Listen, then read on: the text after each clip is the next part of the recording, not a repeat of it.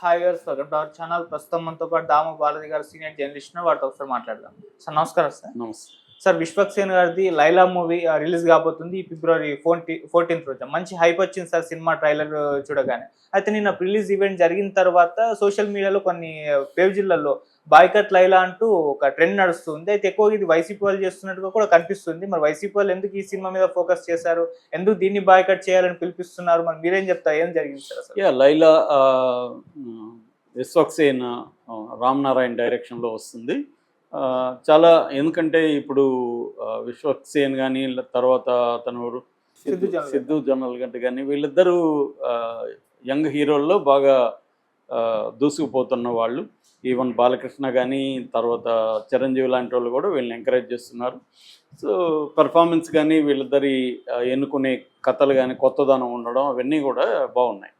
So అయితే ఇప్పుడు అతను రాబోయే సినిమా లైలా, ఆ లైలా అనేది వివాదాల్లోకి వెళ్ళిపోయింది. అందువల్ల వైసీపీ వాళ్ళంతా బాయ్కాట్ లైలాని బాయ్కాట్ చేయండి, దీన్ని ఫ్లాప్ చేయడానికి మనందరూ కృషి చేయాలి ఇలాగా మాట్లాడడం మొదలుపెట్టారు. నిజానికి విశ్వక్సేన్ వైసీపీని ఏమీ అనలేదు, విశ్వక్సేన్కి వైసీపీకి సంబంధం లేదు. పోనీ విశ్వక్సేన్ ఏమన్నా తెలుగుదేశం తరపున లేకపోతే జనసేన తరపున కూడా లేడు. గతంలో కూడా ఏ వివాదాల్లో కూడా విశ్వక్సేన్ లేడు. సో అతను సినిమాలు చేసుకెళ్తున్నాడు, బాలకృష్ణతో క్లోజ్గా ఉంటాడు. నిన్న చిరంజీవి వచ్చాడు యాక్చువల్గా ఇదే ఫంక్షన్కి. సో ఆయన కూడా అన్నాడు, ఈయన వేరే కాంపౌండ్ అన్నాడు, ఏ కాంపౌండ్ అయినా మనకి సినిమాలు హిట్ కావాలి, పుష్ప హిట్ అయితే కూడా నేను చాలా సంతోషించానని కూడా ఆయన చిరంజీవి చెప్పుకున్నాడు. అయితే ఇక్కడ పృథ్వీకి వైసీపీకి ముందు నుంచి కూడా గొడవలు ఉన్నాయి. ఎందుకంటే ఒకప్పుడు వైసీపీలో పృథ్వీ ఉండేవాడు, పృథ్వీలో ఎస్వీబీసీ అదే ఛానల్కి చైర్మన్ ఏదో చేశారు. అప్పుడు ఈయన ఒక అమ్మాయిని ఇది చేయడంలో వీడియో బయటకు వస్తే జగన్ తీసేయాల్సి వచ్చింది. అక్కడ ఇది వైసీపీ వాళ్ళే నాకు ఇలాగ క్రియేట్ చేసి నన్ను చేశారని ఈయన ఏదో కక్ష పెంచుకున్నాడు. అలాగే ఇంకప్పటి నుంచి ఈయన జనసేనలో చేరి వీళ్ళు దొరికినప్పుడంతా కూడా వైసీపీని దారుణంగా మాట్లాడడం, జగన్ని దారుణంగా కామెంట్ చేయడం. ఈయనకి మామూలుగా సోకాళ్ళు చెప్పాలంటే నోటితోలు బాగా ఉంటుంది, రాజకీయాలకు సరిపోయే ఇది. దాంతో ఈయన రెచ్చిపోవడం, దాంతో వాళ్ళు కొడాలి నాని లాంటి వాళ్ళు కూడా గతంలో ఇతని మీద దారుణంగానే మాట్లాడారు.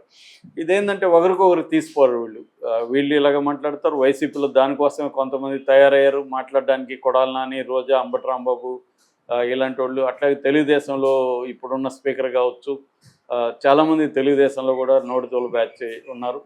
ఇలాగా అన్ని వైపుల జనసేనలో లేని లోటు ఈయన ప్లస్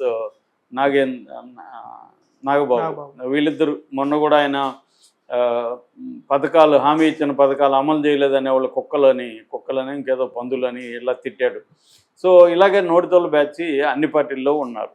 ఇప్పుడు ఏమైందంటే ఈయన మొన్న మాట్లాడుతూ ఆ ఫంక్షన్లో అసలు నిజమా అది కాదా తెలియదు మనకి, కానీ ఆయన మాట్లాడే తీరు చూస్తే కావాలని మాట్లాడినాడు అర్థమవుతుంది. అదేంటంటే ఒక సీన్లో మేకలు చూస్తే ఎన్ని ఉన్నాయరా అని అడిగాడంటే ఆయన 80, 70, 150 అన్నారంట. తర్వాత చూస్తే 11 ఉన్నాయంట. ఇదేందో అర్థం కాలేదు నాకు అన్నాడు. అదేందో అసలు మనకు అర్థం కావట్లేదు. ఆయన ఎందుకు చెప్పాడు ఆ సీన్? మేకలు ఏంటి, 150 ఏంటి, 11 ఏంటి? క్లియర్గా అది వైసీపీని గురించి టార్గెట్ చేయడం అయితే కరెక్టే అనిపిస్తుంది. ఎందుకంటే నీకు నిజంగా మేకలు అక్కడ ఎందుకున్నాయి, మళ్ళీ 11 ఎందుకున్నాయి, దీని ఏమైనా ఎక్స్ప్లెయిన్ చేయాలి. అదేమి చేయలేను. అక్కడ అట్లనే డైరెక్టర్ గారు అంటున్నాడు, ఆయన మాట్లాడే బాడీ లాంగ్వేజ్ చూస్తే మాత్రం కావాలని ఆయన వైసీపీకి ఒకప్పుడు 150 ఉంటే ఇప్పుడు 11 వచ్చాయి అని చెప్పడం కోసమే చేసినట్టుగా అర్థమవుతుంది. అదైతే వాస్తవం. కాకపోతే అక్కడ ఉన్న వాళ్ళు చాలామందికి తెలియకపోవచ్చు. ఇప్పుడు ఈ కాంటెక్స్లో చూస్తే ఆయన కావాలని చెప్పాడు. ఎందుకంటే ఆ మేకల సీన్ ఇంపార్టెన్స్ ఏంటి అదేం చెప్పట్లా. టక్కనెత్తాడు, మేకలు అన్నాడు, 150 అన్నాడు, 11 అన్నాడు, ఇలాంటివి చాలా జరిగాయి సినిమాలు అన్నాడు. అది కావాలనే చెప్పినట్టే ఉంది. అందుకని వైసీపీ వాళ్ళు దీన్ని బాయ్కాట్ చేయండి సినిమా అంటున్నారు. ఎందుకంటే నిజానికి సినిమాకి దీనికి సంబంధం, తప్పు చేసింది ఆయన. ఒకవేళ వాళ్ళు నిజానికి అదేం కూడా తప్పు కాదు. 150 ఉన్నాయి, ఇప్పుడు 11 వచ్చాయంటే తప్పేముంది అందులో? నిజమే కదా. ఒకప్పుడు 152, 151 ఉన్నాయి, ఇప్పుడు 11 వచ్చాయి, తప్పేం లేదు. అందరూ చెప్పేది అది, పృథ్వీ చెప్తే తప్పేం లేదు. కాకపోతే ఆ కాంటెక్స్ట్ లేదు అక్కడ. సినిమా వెళ్ళినప్పుడు చాలాసార్లు ఈ మధ్య అదే జరుగుతున్నాయి. సినిమా ఫంక్షన్లో రాజకీయాలు మాట్లాడడం, అది గొడవలకు దారితీయడం అనేది మనం అనేకం చూస్తున్నాం. కాబట్టి ఈ మధ్య ఏమైపోతుందంటే ఏ సినిమా ఫంక్షన్లో మాట్లాడితే ఆ సినిమాని బాయ్కాట్ చేయమని అందరూ, ఇది వైసీపీ వాళ్ళే కాదు, ఇటు జనసేన వాళ్ళు అదే చేస్తున్నారు. పుష్పాన్ని ఎందుకు చేశారు? జనసేనకు పుష్పకు సంబంధం ఏముంది? పుష్ప మీద ఎందుకు అంత దారుణమైన ట్రోల్స్ చేశారు? అట్లాగే ఆర్సీబీ మన అదే గేమ్ చేంజర్ మన రామ్ చరణ్ గేమ్ చేంజర్ మీద వైసీపీ వాళ్ళకి ఏం పని? ఇక్కడ ఏమవుతుందంటే రాజకీయాలు సినిమా ఇండస్ట్రీకి ఎంటర్ అయిపోయి పలానా హీరో సినిమాని కిల్ చేసేయండి అని విపరీతంగా చేయడం. ఇది ప్రభావం ఖచ్చితంగా పడుతుంది. నెగిటివిటీ ప్రభావం అనేది పడుతుంది. ఒక్కోసారి పాజిటివ్ కూడా అవ్వచ్చు. ఇప్పుడు మామూలుగా అయితే లైలా ఇప్పుడు వీళ్ళ ఇద్దరు కొంత పాపులరే కానీ మొత్తం చాలామందికి తెలియదు. చాలామందికి విశ్వక్సేన్ అంటే కరెక్ట్గా గుర్తురాని వాళ్ళు కూడా చాలామంది ఉన్నారు. అంత పాపులర్ అయితే కాదు. ఒక చిన్న దీనికి వాళ్ళు రిప్రజెంటేషన్.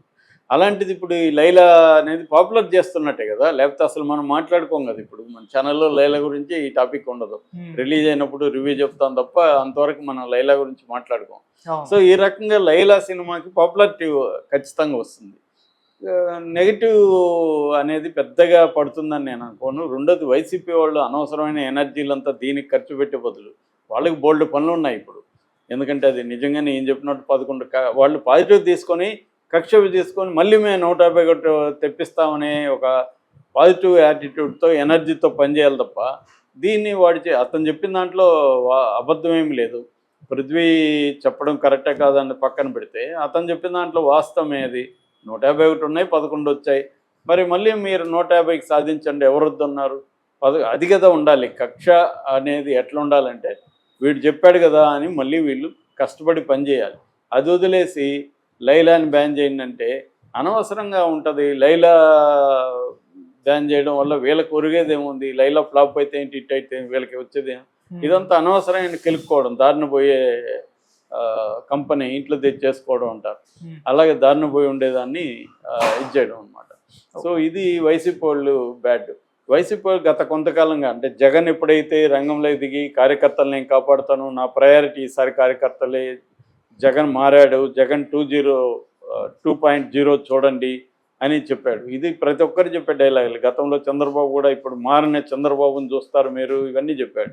ఇదేంటంటే కార్యకర్తలు నిస్సత్తుతో నిస్సహాయంగా నిస్సారంగా ఉన్నప్పుడు వాళ్ళని మళ్ళీ ఉత్తేజపరచాలి.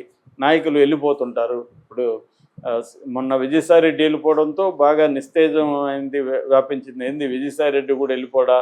జగన్ ఆపలేకపోయాడా? ఎందుకంటే విజయసాయిరెడ్డి నెంబర్ 2-3లో ఉండేవాడు, కుడేవ లేకపోతే ఎడమ భుజం. అలాంటి వ్యక్తి వెళ్ళిపోయేసరికి వైసీపీ శ్రేణుల్లోనే ఒక రకమైన నిరాశ నిస్పృహలు వచ్చాయి. పైగా జగన్ ఇక్కడ లేడు, ఇమీడియట్ రియాక్ట్ అవ్వలేదు. ఇవన్నీ చూసి జగన్ ఏం చేశాడు? ఉత్సాహాన్ని నింపడానికి నేను 2.0 అని చెప్పాడు. కార్యకర్తలే నా కర్తవ్యం, నా గోల్ అని చెప్పాడు. నేను ఈసారి ఎలా ఉంటాను చూడండి అన్నాడు. దాని తర్వాత కేసులు ఎన్ని పెడతారో పెట్టండి, మనం రెచ్చిపోదాం అని చెప్పాడు. దాంతో ఒక్కసారిగా వైసీపీ వాళ్ళు విపరీతంగా రెచ్చిపోయినట్టే కనపడుతుంది. జగన్ స్పీచ్ని కూడా విపరీతంగా వైరల్ చేశారు.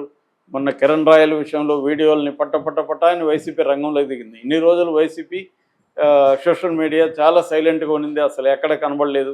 ఎందుకంటే చంద్రబాబు మామూలుగా ఆడుకోవట్లేదు వాళ్ళతో.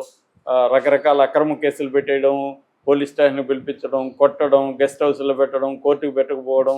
ఎందుకంటే హెబియస్ కార్పస్ పిటిషన్లే బోలుడు హైకోర్టులో వేశారు. దానికి హైకోర్టు జడ్జి ఇన్ని హెబియస్ కార్పస్లు నేను ఎప్పుడు లైఫ్లో చూడలేదు, ఒకే రోజు ఇన్ని వచ్చాయా అని షాక్ అయ్యారు.